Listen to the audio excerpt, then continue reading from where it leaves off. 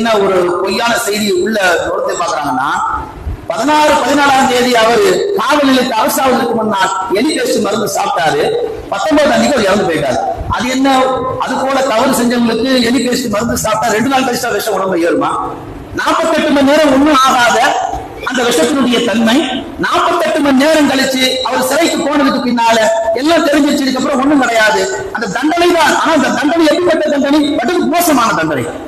இஸ்லாம் சொல்வதை போன்று நீங்கள் தண்டித்தால் உயிருக்கு எந்த ஒரு பெரிய நேரடி பெரிய இழப்பு இருக்காது.